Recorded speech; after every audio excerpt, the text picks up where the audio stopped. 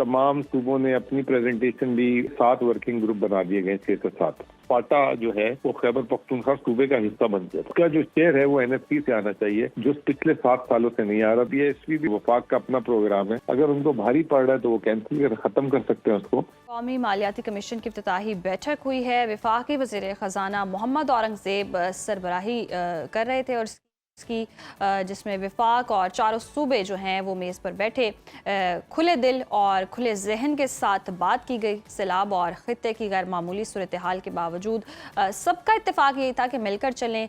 इजलास में फ़ैसला किया गया है कि वफाक और सूबों के दरमियान वसाइल की तकसीम के लिए वर्किंग ग्रुप कायम किया जाए और सूबों में टैक्स वसूली के मामले पर भी वर्किंग ग्रुप कायम होगा और साबिक फाटा के खैबर पख्तूनख्वा में इंज़माम और फंड्स के तयन पर ग्रुप बनेगा।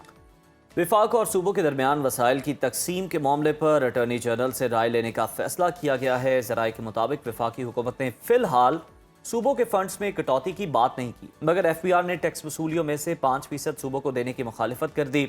उधर माली वसाइल की तकसीम के लिए वजारत मनसूबाबंदी ने 2 तजावीज़ भी सामने रखी हैं। एक तजवीज़ तो ये आई है कि काबिल तकसीम हासिल में से 2.5% कट करके दहशतगर्दी के खिलाफ जंग, वाटर सिक्योरिटी और सिविल आर्म्ड फोर्सेस के अखराजात पूरे होंगे।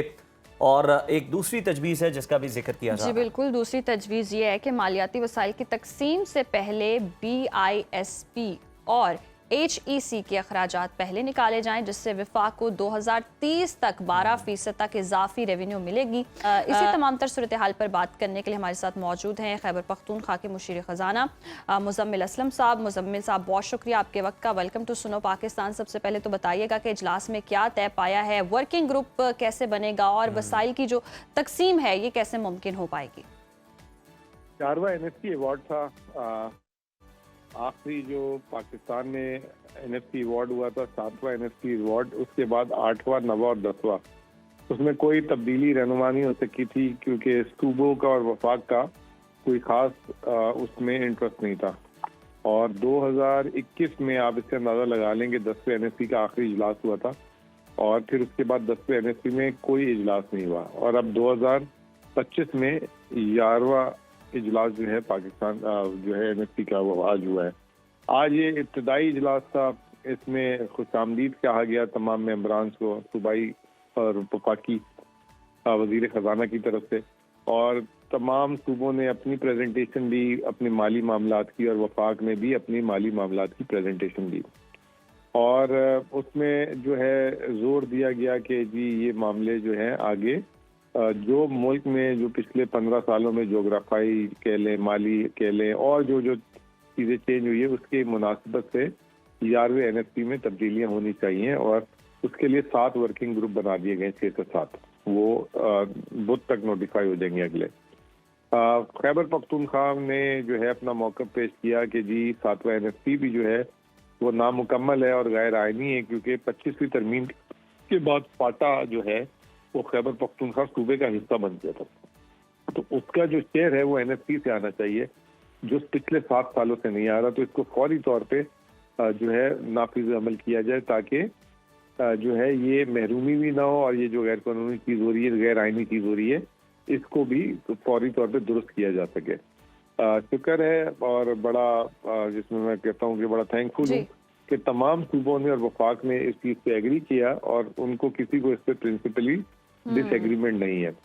हमारी कोशिश थी कि ये आज इस पे कोई फैसला हो जाता कि ये इसको किया जा रहा है, लेकिन अब एक जॉइंट वर्किंग ग्रुप उन्होंने कहा स्पेशल कमेटी इसके लिए भी बना दी जाएगी जिसमें सारे एक्सपर्टीज बैठेंगे और जो है वो एक्सपर्ट्स बैठेंगे और वो उस पर फिर जो है जनवरी में अगला इजलास होगा और उस इजलास में जो है उसमें रिकमेंडेशन देंगे।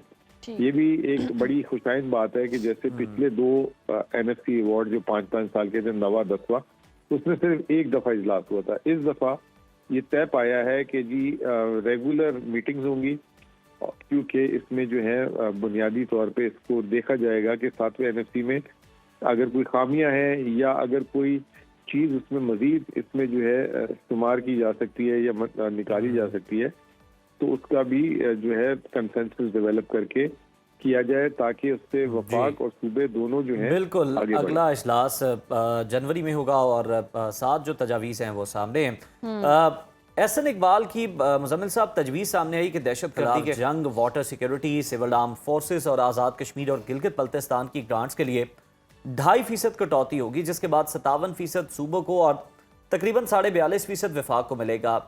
आप इस तजवीज़ को कैसे देखते हैं? क्या आप इत्तफाक करते हैं इससे? देखें जी, ये तो अभी तजवीज़ आपके थ्रू, टीवी के थ्रू कोई चल रही होगी, हमारे सामने तो आई नहीं है। और जो है जब तजवीज़ सामने आएगी और ये जो जॉइंट कमेटियां बनी हैं इस पे वो चीज़ें सामने आएंगी।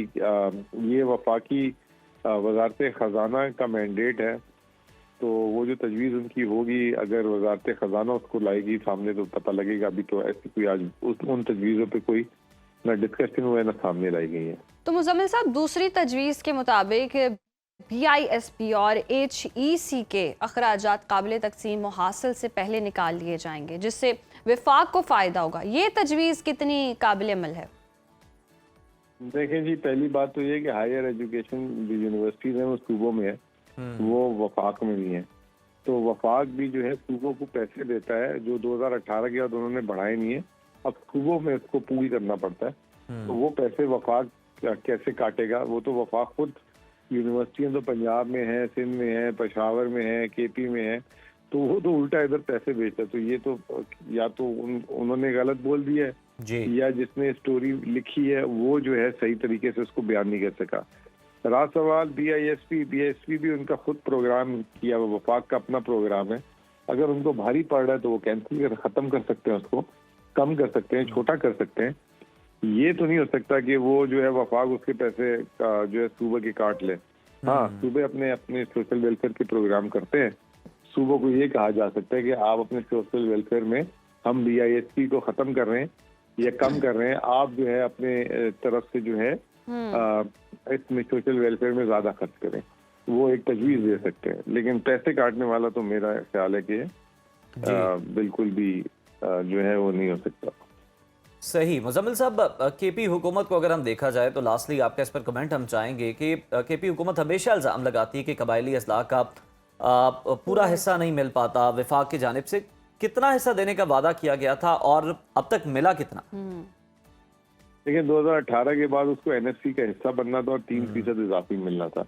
अगर वो दो चीजों को कर लें तो 2000 अरब रुपए बनते हैं। ये हुआ है कि KP को जो है वो वसाइल की तकसीम में जो है आधे सूबे के पैसे मिल रहे थे, आधे के नहीं मिल रहे थे, उस पर इत्तेफाक हुआ। KP को तो इजाफी वसाइल। बहुत शुक्रिया मुजम्मिल साहब।